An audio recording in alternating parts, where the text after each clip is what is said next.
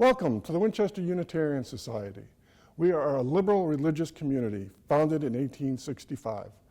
We are committed to spiritual growth, social transformation, and environmental responsibility. I'm Gordy McIntosh, the chair of the Standing Committee. And over the next few minutes, we're going to take you on a tour of our building and grounds and introduce you to the life and values of our congregation. Each Sunday as you enter, friendly greeters welcome you. Straight ahead from the Main Street entrance is our church office, where our staff support the life of our congregation. To the right is the minister's office, a place of connection and counsel. Each Sunday we gather to worship in our sanctuary, the spiritual heart of our community. Using live stream, we are able to reach members, friends, and curious seekers near and far. Later in this video, you will hear more about what happens in this space. But first, let's step outside and explore the beauty of our church grounds. Hi, I'm Julie Kewen.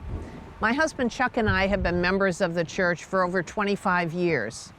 We're on the Building and Grounds Committee because we've both been involved in some major improvements to the building and grounds, and also because we really love our historic church. I'm a landscape designer, so I've had the opportunity to design many of the spaces around the church, each with their own feeling and purpose. The meditation garden is a small, contemplative space. I sometimes think of it as a secret garden hidden in the quiet corners of the church grounds, whereas the pollinator garden is always buzzing with bees. One of my favorite spaces is the bell tower terrace and the walks leading up to the doors that face the town. The brick walks contain names, people, even pets that have been important in our lives.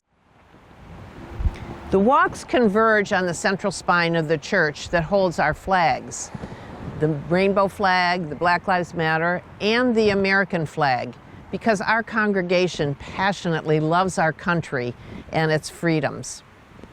If you turn and face the town, the walks appear like open arms, showing in brick and mortar that we are a welcoming community.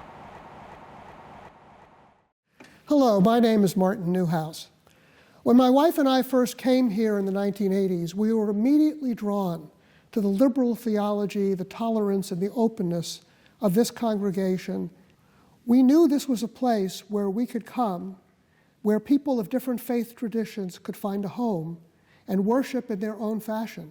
We very quickly felt at home in this beautiful sanctuary with its curving pews, its high ceilings, and its atmosphere of welcome. It's a place also, of course, that's graced by beautiful stained glass windows. The ones, for example, right behind me, which show the truths of the Hebrew and the Christian scriptures. And they have two wonderful sayings engraved: God is love, and love is of God. And to the northwestern wall, we have our virtues windows, showing the virtues of hope and love, etc.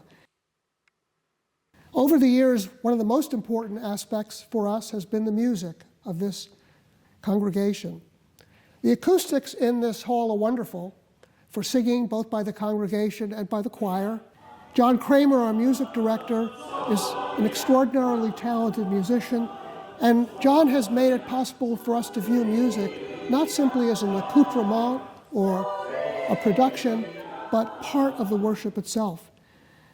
When I look back on our years at the church, I am so thankful for everything that I have received as a member of this church, the friendships, the mutual respect, and even the love. And I truly believe that our children are the sensitive and caring adults they are today, in large part because of their membership and having grown up in this church. I'm Chuck Kewen. I've been a member of the building committee of this church for almost 20 years. This historic church building was built in 1899, and it's as solid and well built as it is beautiful. But we made some changes. For accessibility, we've added wheelchair access to the sanctuary, elevator and stair lifts for mobility, and we've put in accessible gender-neutral bathrooms on all three levels of the church. For health and safety of the congregation, we've improved the air filtration, ventilation system, and control system throughout the entire church, particularly in the sanctuary, where air quality is monitored and automatically new air is entered to make sure that the ventilation standards are met. And finally, and what we're most proud of is efficiency. We were one of the first churches to put solar panels on the roof, and we've just upgraded our whole solar panel array to the point where 100% of our electricity costs going forward is going to be covered. The heating system, without ripping it out and replacing it, we've modernized it, we've tuned it, we've plugged all the places where we're losing heat. We were able to reduce our heating cost by almost 60%. So if you add up what we've done there, our overall savings for the church has been about $300,000 in saved energy cost and a measured almost 800 tons of carbon. What's really cool is we've done all that without messing with the beauty and character of the church. Hi, I'm Donna Reed, and I've been a member here for about 30 years. I've been on the fellowship committee many of those years, and it has really been a blast. Right now I'm in the Sims room, right behind the sanctuary, and this is where we gather Sunday mornings after worship for some coffee and light refreshments. I love catching up with friends at coffee hour. It's here in the Sims room that many of us have become good friends, sharing conversation, connection, occasional heartaches, and even a bit of wisdom. Right next door is the parlor, where we have some of our most meaningful group conversations. Hi, my name is Jean McClurkin, and this is my wife, Devin. We are members at the Winchester Unitarian Society, along with our son, Olson, who is 7. This is the parlor that we're in right now. People congregate after the service to talk about the sermon that was talked about, and then also we've got like small groups that meet in here, and it's just a great place to be in. Yeah, we're happy to share it with you. Greetings and salutations. I am Kim Foley. I have been a member for 7 years, and I serve as a pastoral care associate. I am in the Mickelson Room, which is a beautiful, quiet place where we gather with couples before weddings. We receive visiting clergy, and we provide support for families before memorial services. When members cannot come here in person, we reach out through phone calls, visits, cards, sometimes even meal deliveries when needed, to remind them they are still part of our community. This spirit of care is extended to people of all ages. Next, we will hear from the Spencers, who will share how we nurture children and families. Welcome to the Religious Education Wing. I'm Lisa Spencer, this is my husband Dan, and these are our 3 kids, Lua, Ira, and Otto. Hi! We've been here for a couple of years and already it feels very much like home. I came from a couple of different religious backgrounds and Lisa's family was irreligious, but we wanted to come somewhere that enforced our moral values and gave our kids somewhere to learn and grow. And we've had a lot of events with other families and become really close friends with them through our community events. So every Sunday, children start the service by sitting with their families.